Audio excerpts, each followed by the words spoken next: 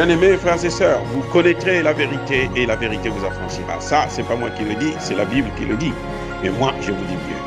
Vous connaîtrez la vérité historique, notamment celle de vos ancêtres kémites, et vous aurez une vision globale de ce que c'est que la vraie souveraineté politique. J'ajoute, vous reviendrez à la spiritualité africaine ancestrale et vous comprendrez les enjeux de l'indépendance économique.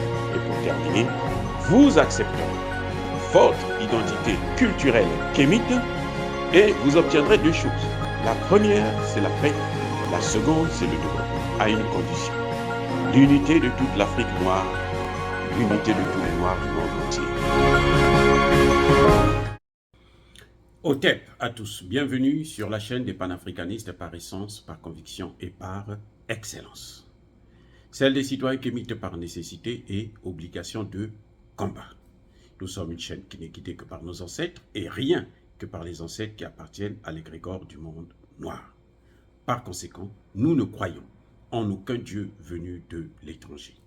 Toutefois, cette vidéo n'est aucunement destinée à inciter à la haine ou à la violence, car nous menons un combat qui est d'abord et avant tout spirituel, intellectuel et démocratique. Ensuite, il est politique, géopolitique et géostratégique contre l'impérialisme, le colonialisme, le néocolonialisme et l'endocolonat, qui sont tous qualifiés de crimes contre l'humanité. Nous menons ce combat sur la base du principe fondamental que nous avons hérité de nos ancêtres kémites, qui est celui de la Mahat, c'est-à-dire solidarité, vérité et justice. Vous êtes donc en droit de connaître la vérité et nous avons l'obligation de vous dire la vérité, rien que la vérité, afin que justice soit rendue au continent africain. Et ça, c'est notre modeste contribution dans cette noble lutte en faveur de la souveraineté, la dignité, la solidarité et l'unité africaine. C'est exactement cela que nous appelons le panafricanisme. Bien-aimés frères et sœurs, l'Europe, la France sont aux abois.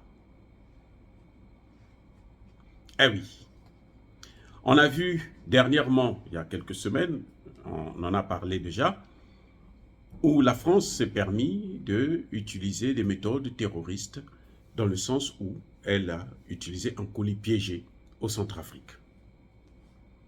Ce qui a blessé gravement le chef de la maison de Russie au Centrafrique. Maintenant, au Burkina Faso, que fait la France et ses alliés? Elle demande aux terroristes d'enlever des femmes. Près de 40 femmes ont été enlevées. Il y en a qui ont dû échapper, mais en tout cas, c'est environ 40 femmes qui ont été enlevées. Vous savez, lorsque le terrorisme atteint ce niveau, ça montre qu'ils sont en position de faiblesse et en phase de disparition. Eh oui.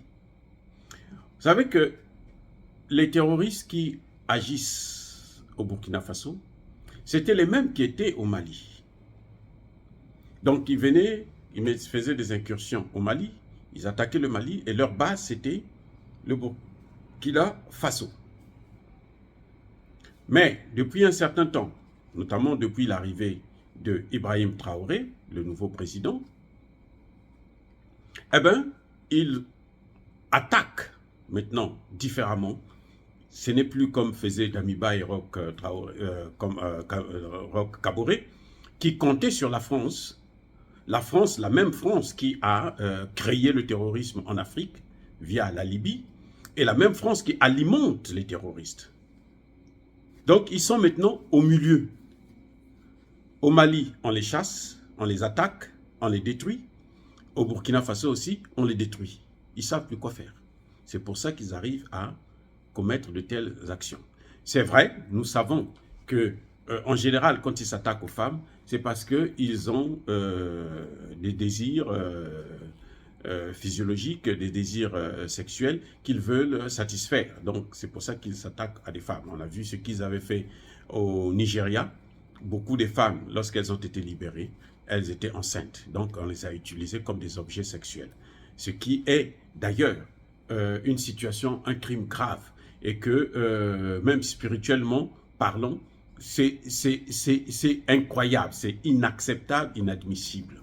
Là, ils commettent vraiment une erreur monumentale. Mais le problème qui se pose, c'est pourquoi il y a ce genre de situation? Et à qui profite le crime? Pourquoi nous disons que c'est la France qui est derrière ça? Parce que les premiers à en parler, ce sont les médias français. Eh oui, les premiers, RFI, France 24, les premiers à en parler, ce sont eux. Pour montrer qu'il y a l'insécurité au Burkina Faso.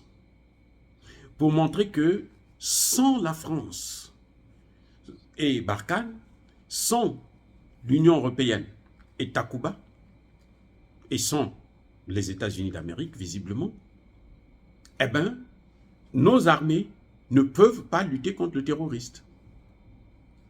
On ne peut pas lutter contre le terrorisme. Donc, il faut qu'eux, ils puissent être là. Il faut qu'eux, ils puissent revenir. En fait, c'est ça l'objectif.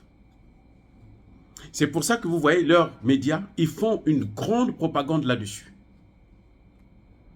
Ils ne vous disent pas que depuis que le président Ibrahim Traoré a pris le pouvoir, l'armée burkinabé est en train de monter en puissance puisqu'ils sont en train de récupérer maintenant certaines communes.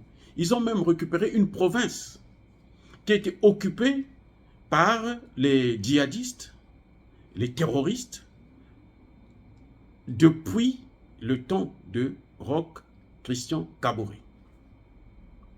Eh oui, ils ne le disent pas parce qu'il faut traumatiser la population. C'est pour ça d'ailleurs qu'aujourd'hui, nous pensons qu'il faut que le Burkina Faso puisse aussi prendre des dispositions de suspendre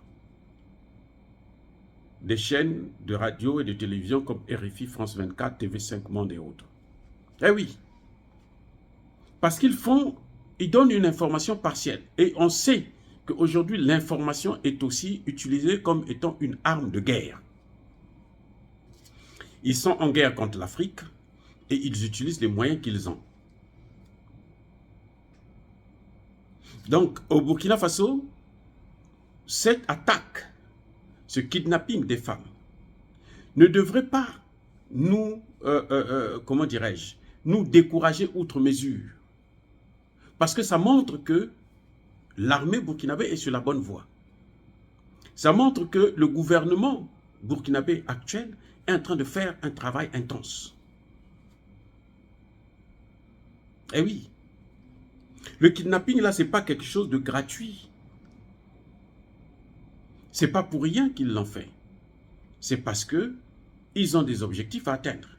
L'un des éléments qui montre que c'est la France qui est derrière cela, comme d'habitude, ce n'est pas seulement parce que le Mali l'a prouvé, le Mali l'a dit, le Mali a voulu apporter des éléments de preuve au niveau des Nations Unies, c'est la France qui utilise son veto avec les États-Unis parce qu'elle sait que si le Mali expose ces informations, eh ben c'est clair que ça va salir non seulement la France, mais tous les pays européens et même les États-Unis. Donc tous, ils travaillent ensemble pour utiliser leur droit de veto pour éviter à ce que le Mali puisse présenter ses preuves. Mais dans tous les cas, nous savons que c'est la France qui est à l'origine de tout ça, puisque c'est la France et les États-Unis qui ont détruit la Libye, et ces terroristes viennent de la Libye. Donc, eux, ils ne sont pas les mieux placés pour lutter contre le terrorisme.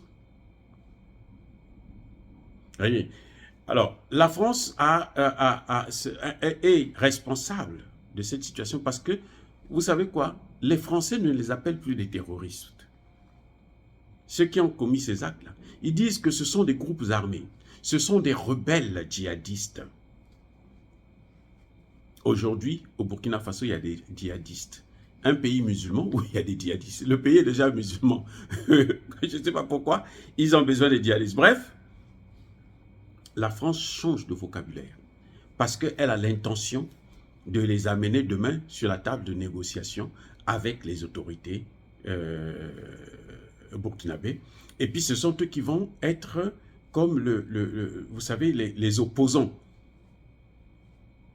Ah oui, ils n'ont plus besoin des partis politiques parce qu'ils savent que les partis politiques ont échoué. Et les partis politiques, aujourd'hui, que ce soit au Mali, que ce soit au Burkina Faso, n'ont plus la cote, n'ont plus la crédibilité parce que personne ne croit maintenant à la démocratie. Personne ne croit. Aucun Africain sérieux ne pense que la démocratie va nous sortir de ces situations de crise que nous avons, que ce soit sur le plan sécuritaire ou sur le plan économique et monétaire. Non, personne n'y croit. Donc maintenant, ils veulent utiliser d'autres opposants qui vont être plutôt des opposants armés, qu'ils appellent eux des groupes armés, des rebelles, djihadistes, des djihadistes tout court, qui sont en train de commettre des attentats dans le pays. Voilà ce qui est en train de se passer en ce qui concerne le kidnapping, l'enlèvement des femmes à Arbinda. Ce n'est pas une situation des djihadistes, c'est une situation qui a été causée par les terroristes qui sont soutenus, visiblement, qui sont soutenus sans aucun doute par la France et ses alliés. Mais que l'armée burkinabé puisse continuer à se concentrer sur la lutte contre l'insécurité et qu'elle puisse faire le contrôle des forêts. Il faut revoir les forêts.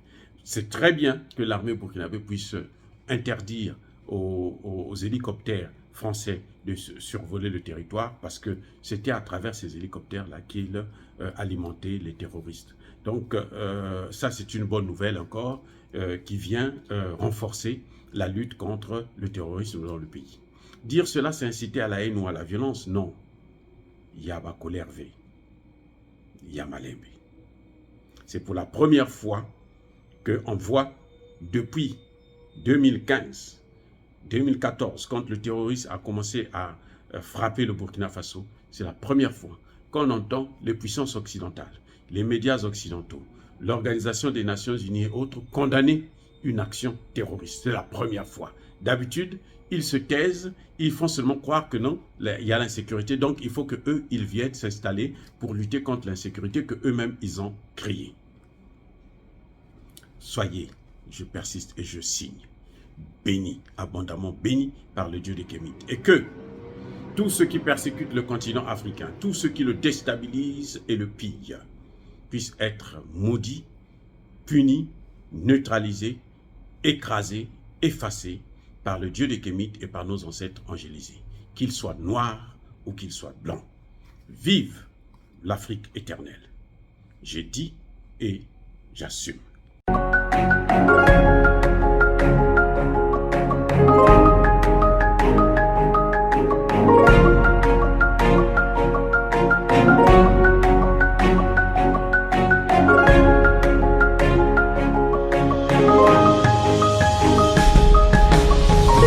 Eux, ils marchent par la foi et non par la vue. Mais moi, je vous conseille vivement de marcher par la connaissance scientifique et historique, notamment celle de nos ancêtres kémites, par les cinq sens et par l'intelligence. À vous, à Pierre.